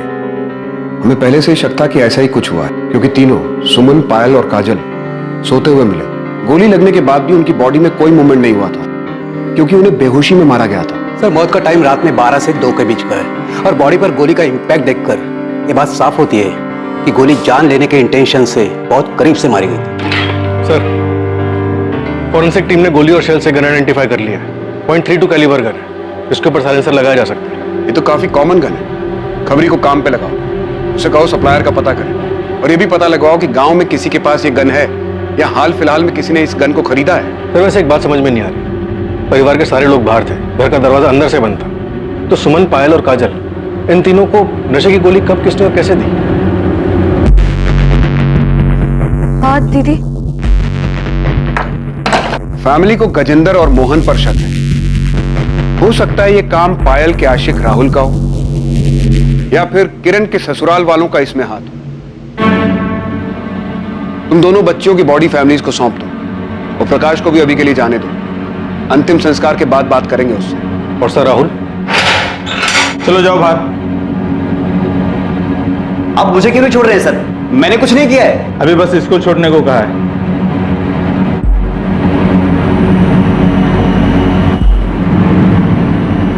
सुमन, कहीं जाने की जरूरत नहीं। क्यों? मैं क्लासेस जा रही हूँ। कहा ना कहीं नहीं जाना। प्रकाश, ये अचानक क्या हो गया तुझे? बस माँ, बहुत पढ़ लिया इन लोगों ने, अब घर की बेटियां घर में ही रहेंगी। क्या बोल रहा है तू? क्या हो गया? बाहर लड़के छेड़ते ही नहीं। आप लोग क्या चाहते हैं, हमारी और बेइज्जती हो? बेइज्जती इनकी वजह से नहीं, तेरी वजह से हो रही है। खुद पढ़ाई लिखाई छोड़कर बैठ गया है, और जो पढ़ रहे हैं उनके पीछे पड़ा हुआ है।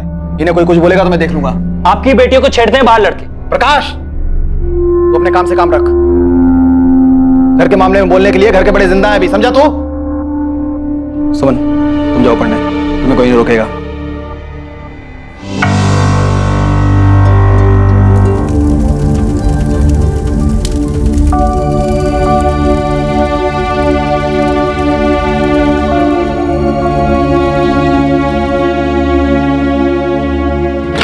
सर, गजेंद्र और मोहन की कॉल लोकेशन डिटेल्स आ गई। ये दोनों कल सुबह तक यहीं सूलीगंज में थे, और सुबह 6 बजे के बाद से इन दोनों का फोन स्विच ऑफ जा रहा है। तो माला झूठ बोल रही है। माला का फोन सर्वेलेंस पे डालो, किसी दूसरे नंबर से वो माला से बात करने की कोशिश जरूर करेंगे। सर क्या मैं अंदर आ सकती हूँ? सर अस्पताल में मैं सबके सामने कुछ बोल नहीं पाई, लेकिन सर आपको जो कुछ भी पता चला है वो सब सच है। किरण, जो बोलना है साफ साफ बोलो। सर असल में मेरे ससुराल वाले, खासतौर से मेरे चाचा ससुर केशव चौहान, वो मेरे मायके वालों से काफी गुस्सा थे। उनके बीच में काफी बड़ा झगड़ा हुआ था। किस बारे में? सर अभी 1 महीने पहले ही मेरी शादी हुई है। और शादी के समय दहेज के पैसों को लेकर कुछ अनबन हो गई थी। कुंदन चाचा ने मेरी सास को पैसे देने का वादा किया था, लेकिन शादी के समय तक मेरे घर वाले वो पैसे जुटा नहीं पाए थे। मेरी सास और केशव चाचा ने शादी के कुछ दिन पहले घर आकर बहुत बड़ा हंगामा किया था। हमसे गलती हुई है, इसके लिए हम माफी भी मांग रहे हैं। हम ये नहीं कह रहे हैं कि हम पैसे नहीं देंगे, जो हमने वादा किया है हम जरूर पूरा करेंगे। शादी के खर्च में थोड़ी सी मुश्किल हो रही है। हाँ तो एक काम करते हैं, आपका खर्चा कम कर देते हैं, ये शादी तोड़ देते हैं। नहीं नहीं, ये क्या कह रही हैं आप? भगवान के लिए समझ गई। आप जैसा कहेंगे वैसा ही हो, लेकिन ये शादी मत तोड़ी। आखिर में मेरे पापा और चाचा ने पुश्तैनी जमीन का हिस्सा बेचकर दहेज के पैसे चुकाए। धीरे धीरे सच सामने आ रहा था, लेकिन अब भी असली अपराधी को पकड़ना मुश्किल साबित हो रहा था। कौन था असली कातिल और क्या था इन हत्याओं के पीछे का सच? मैंने कुंदन को कहा था कि उन्हें मना करते। हाँ मैं वहां गया भी था, लेकिन मुझसे ना नहीं बोला गया। मुझे भी लगा वो लोग जो कह रहे थे वो सही कह रहे थे। हमारा पंकज जैसा लड़का सबको नहीं मिलता। बड़ी फैक्ट्री में मैनेजर है भाई। शादी के लिए तो लड़कियों की लाइन लगी हुई थी, पर उसको तो किरण ही पसंद आई। अब किरण की शादी हो जाएगी, एक बोझ कम हो जाएगा, फिर शादी के लिए रह जाएंगी 3 लड़कियां। भाई साहब, आपकी किरण तो मानो बहुत ही भाग्यशाली है, और बेटी की खुशी के लिए 15 लाख कौन सी बड़ी रकम है। मैं जानता था अगर हमने पैसे नहीं दिए तो वो लोग रिश्ता तोड़ देंगे। अरे तोड़ देते तो तोड़ देते, क्या किरण को अच्छा लड़का नहीं मिलता? तुम्हें मेरी बात मान लेनी चाहिए थी। मानना तो मैं भी चाहता था भैया, किरण को अच्छा लड़का मिल भी जाता, लेकिन पंकज जितना अच्छा लड़का तो नहीं मिलता ना भैया। मैं तो चाहता था कि एक बार किरण का घर बस जाए। सोचा था पैसों का इंतजाम कर लूंगा। हमने उनकी बात मानकर शादी में इतना खर्च किया, सोचा कि वो लोग 15 लाख तो दे ही रहे हैं, पर आज देता हूं कल देता हूं करते करते शादी की तारीख आ गई। मैंने सोचा था उधार लेकर शादी निपटा दूंगा और फिर धीरे धीरे उधार चुकता होता रहेगा, लेकिन पैसों का इंतजाम नहीं हो पाया। और सर, तब ज्ञान भैया ने एक फैसला लिया और हमारी खानदानी जमीन का एक टुकड़ा बेचा और दहेज के पैसे चुकाए। उन लोगों का तो दिमाग खराब हो गया साहब। ये सारा किया धरा उनके रिश्तेदार का है। किसने किया ये तो हम पता लगा लेंगे, लेकिन जो दहेज का कीड़ा आप लोगों ने समाज में फैलाया है, अगर ये बात साबित हो गई तो इसके लिए सजा जरूर मिलेगी आप लोगों को।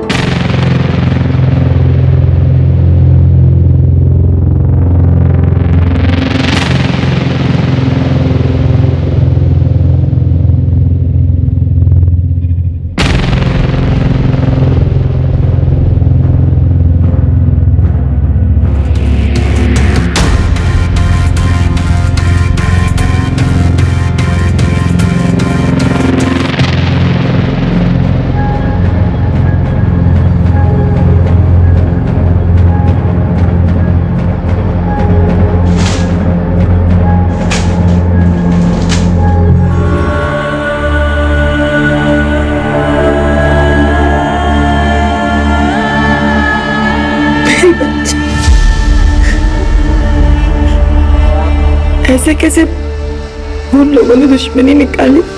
सुमन ठीक हो जाएगी, भगवान पर भरोसा रखो।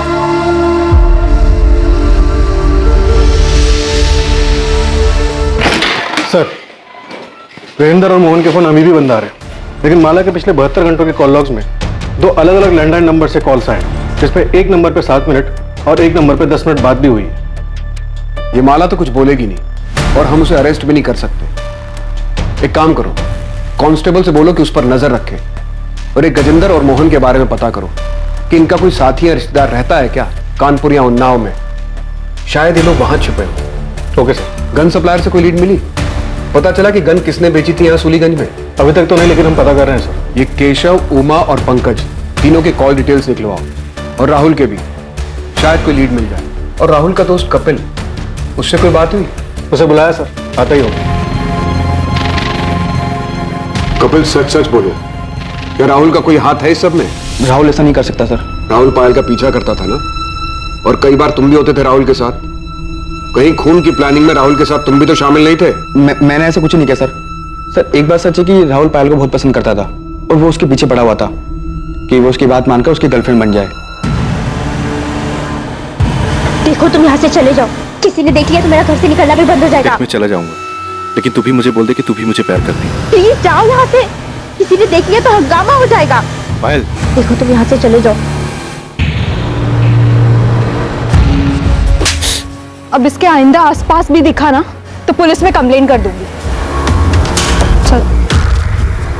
राहुल को बहुत गुस्सा आया था और अपनी बेइज्जती का बदला लेने के लिए उसने बहुत ही खतरनाक प्लान बनाया था।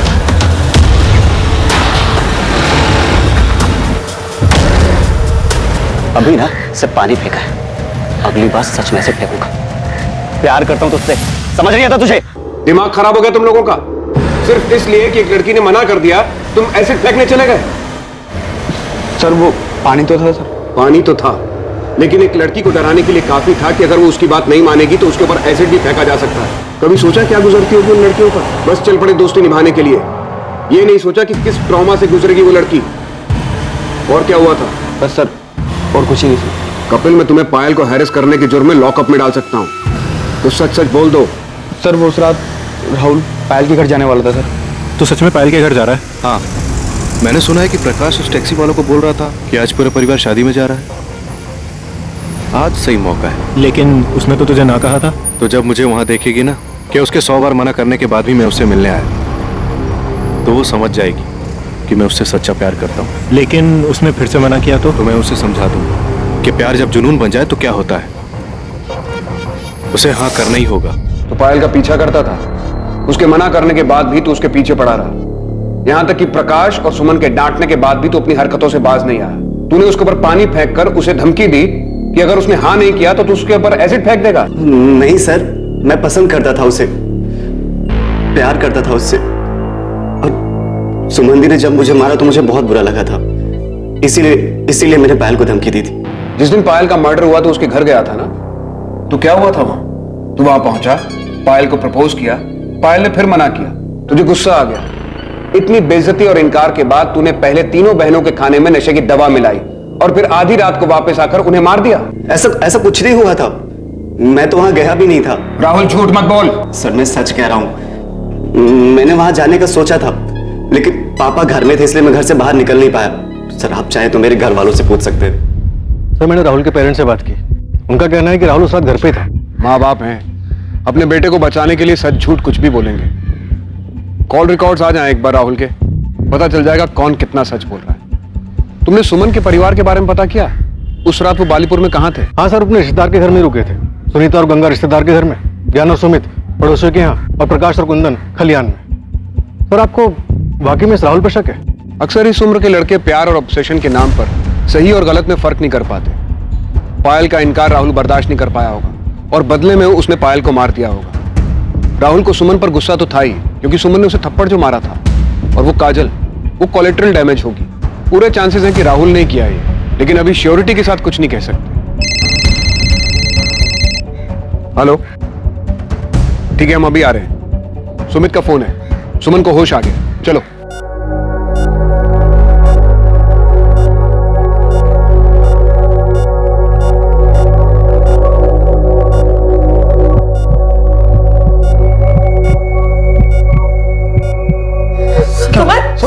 डॉक्टर, क्या हो रहा है? डॉक्टर क्या हुआ?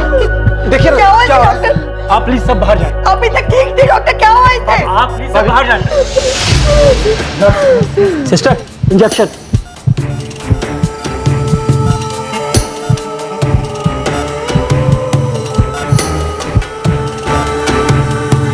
क्या हुआ? तुमने तो फोन किया था कि सुमन को होश आ गया, फिर ये सब? हाँ भैया होश आ गया था, फिर पता नहीं क्या हुआ, डॉक्टर ने हम लोग को बाहर निकाल दिया। और सर पता नहीं सुमन को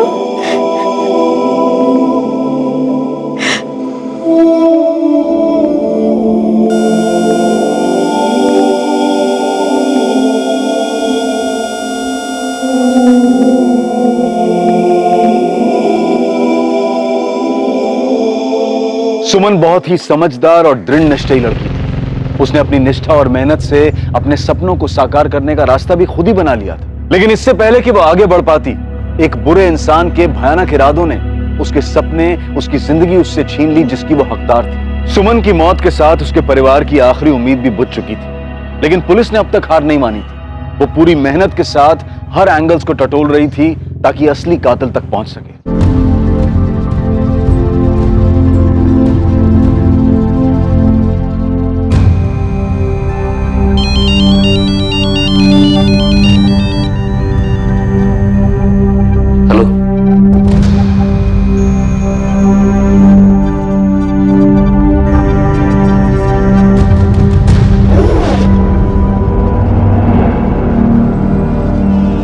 कुंदन,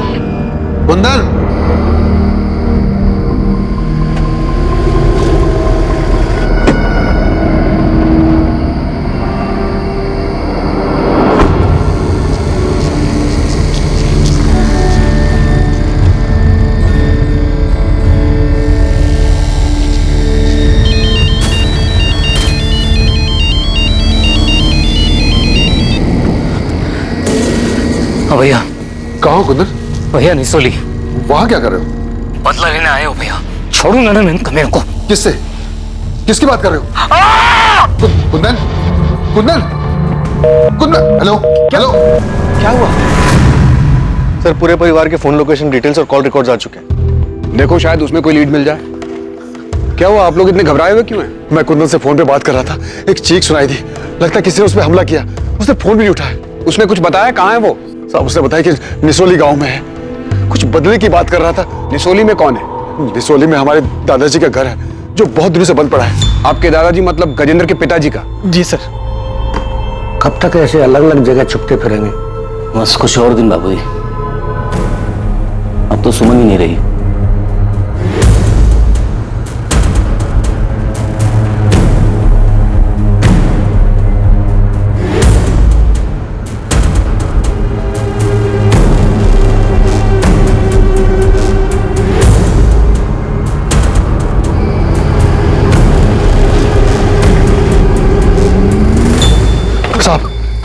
ये घर है साहब। आओ।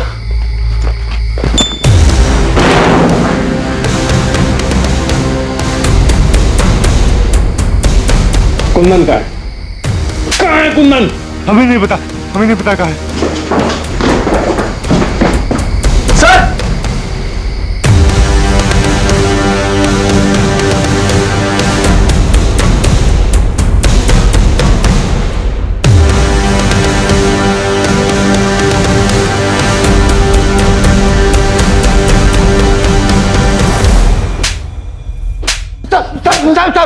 अरे हमने कुछ नहीं किया, सब कुछ नहीं किया। कुछ नहीं किया तो छुपे हुए क्यों थे? डर गए थे, हमको लगा कि वो सारा इल्जाम वो लोग हम पर डाल देंगे, तो इसलिए साहब हमारा यकीन कीजिए हमने कुछ नहीं किया। अरे हमको तो ये भी नहीं मालूम था कि वो अंदर अंदर पड़ा हुआ है। तुम लोग किसी भी हद तक जा सकते हो। तुम लोगों ने कुंदन और उसके परिवार को धमकी दी थी ना, उनके परिवार की औरतों के साथ मारपीट की और आखिर में बच्चियों को मार के अपना बदला पूरा किया। जमीन के लिए किया ना ये सब? हम मानते हैं कि हमने धमकी दी थी। सुनीता और गंगा के साथ हाथापाई भी हुई थी, लेकिन हमने कत्ल वाले दिन नहीं, उसे 4 दिन पहले धमकी दी थी। तब हमने बच्चियों को नहीं मारा है। अगर मारना होता तो हम उस प्रकाश को मारते, बच्चियों को नहीं।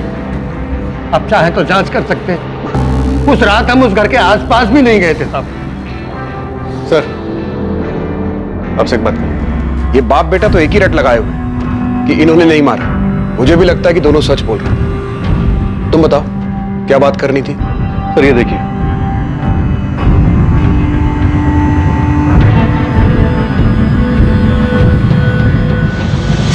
बहुत घुमा लिया। तुम बालीपुर में नहीं थे। रात होने के बाद तुम वहां से निकल गए। सूलीगंज आकर तुमने सुमन, पायल, काजल को मारा और फिर वापस बालीपुर लौट गए। क्यों प्रकाश? ये आप क्या कह रहे हैं साहब? सर, कहां गए थे तुम? वो देखो, झूठ मत बोलना। हमारे पास तुम्हारी सारी डिटेल्स हैं। सर, मैं तो बालीपुर जाना ही नहीं चाहता था। वो तो पापा ने बोला इसलिए मुझे जाना पड़ा। वहीं पास के गांव में मेरे एक दोस्त का घर है, तो देर रात में वहीं चला गया था। आपको पता था ये उस रात वहां पे नहीं था? ये तो आपके पास ही सोया था ना? मेरा बेटा ऐसा नहीं कर सकता। तो फिर कौन कर सकता है कुंदन? तुमने गजेंद्र और मोहन का नाम दिया, हमने उन्हें तोड़ा, लेकिन कुछ हाथ नहीं लगा। उसके बाद राहुल का नाम सामने आया, वहां से भी हम खाली हाथ लौटे। उसके बाद तुम्हें एक कॉल आता है ये खबर देने के लिए कि गजेंद्र और मोहन कहां छिपे हैं। और तुम क्या करते हो? ये बात तुम अपने भाई ज्ञान को नहीं बताते, पुलिस के पास नहीं आते, सीधा वहां जाकर अगवा हो जाते हो। हम जानते हैं तुम्हारे बेटे प्रकाश ने कुछ नहीं किया, वो उस रात सूलीगंज नहीं आया था, वो वहीं बालीपुर के पास के गांव में गया था। लेकिन उस रात तुम यहां आए थे। ये रही तुम्हारी फोन की लोकेशन डिटेल्स।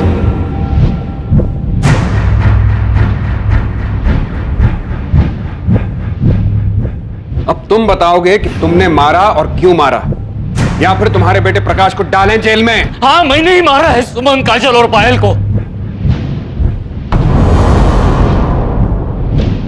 प्रकाश ने कुछ नहीं किया है, मैंने ही किया है सब कुछ। अच्छा प्लान बनाया था तुम, अपने घर की लड़कियों को मार दो और सारा इल्जाम अपने चाचा और उसके बेटे पर लगा। 20 अक्टूबर की रात को तो बालीपुर गया तो था, लेकिन 11 बजे के करीब जब तेरा बेटा प्रकाश अपने दोस्त से मिलने पास वाले गांव में गया, उसके जाने के आधे घंटे बाद तू वहां से उठकर करीब 12:30 बजे सूलीगंज आ गया और यहां आकर तूने सुमन, पायल और काजल को गोली मार दी। उसके बाद रात 3 बजे तू वापस बालीपुर पहुंच गया, तो वहां जाकर सो गया। अपनी बेटी और भतीजियों को मारने के बाद तुझे नींद कैसे आ गई थी? तो मैं क्या करता? किरण की शादी में इतनी सारी जमीन बेचनी पड़ी थी, बाकी 3 लड़कियों की शादी में तो सब कुछ बिक जाता। और फिर मेरे बेटे प्रकाश का क्या होता? उसके लिए क्या बचता? मैं समझ गया था ये लोग बेटियों के लिए कुछ ज्यादा ही भावुक हैं। उनकी शादी में तो ये कोई कसर नहीं छोड़ते, सब कुछ खत्म हो जाता। इसलिए मैंने तीनों को मार दिया। तो बेटे को जायदाद मिले इसलिए बेटियों को मार दिया? मेरा बेटा ही घर का नाम आगे ले जाने वाला है, एक बाप होने के नाते मैंने ऐसा किया। मैंने ही सबको कहा कि कहीं दूर जाकर छुप जाते हैं, और जाने से पहले मैंने ही सुमन, काजल और पायल के खाने में नशे की दवा मिला दी थी। प्रकाश गया तो मैं भी निकल गया और सूलीगंज आ गया।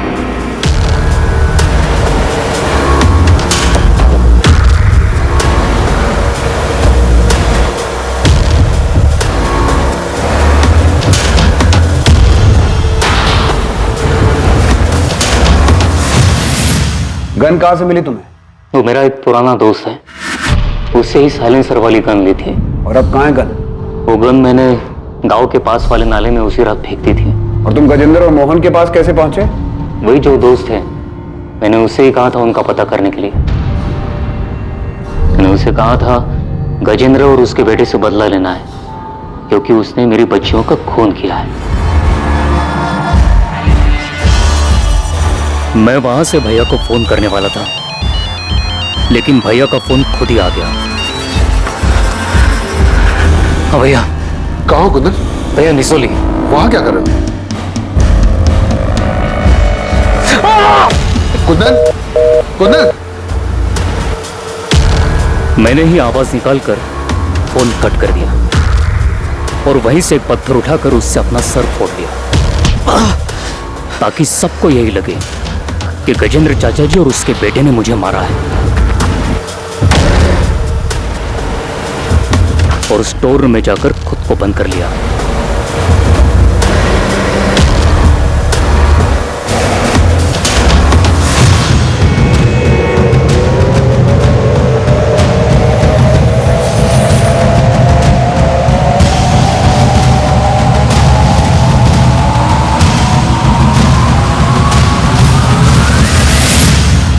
सुमन को इतनी बड़ी जॉब मिली थी, वो सिर्फ तुम्हारा ही नहीं, तुम्हारे पूरे परिवार का नसीब बदलने वाली थी, और बदले में उसके अपने पिता ने उसकी जान ले ली। बहुत अच्छा इनाम दिया उसे।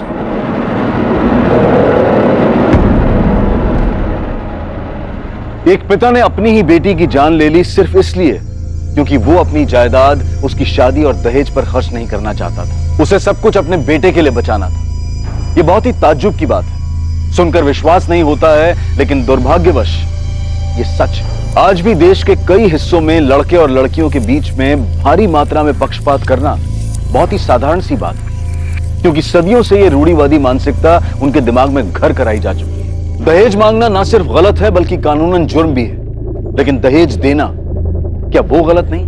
अपनी बेटी को एक ऐसे परिवार में भेजना जो उसे घर ले आने के लिए पैसों की मांग करे, क्या ये बात गलत नहीं? समाज की प्रगति के लिए ये सवाल करना बहुत जरूरी है। ये समझना बहुत जरूरी है कि लड़की के दहेज पर नहीं बल्कि उसकी पढ़ाई पर खर्च किया जाए, उसे जिंदगी में आगे बढ़ने का मौका दिया जाए। ऐसा करने से ना सिर्फ लड़कियां सशक्त होंगी बल्कि बड़े होकर अपने परिवार का ख्याल भी रख पाएंगी। मुद्दा ये नहीं है कि लड़के लड़कियों से बेहतर हैं या फिर लड़कियां लड़कों से।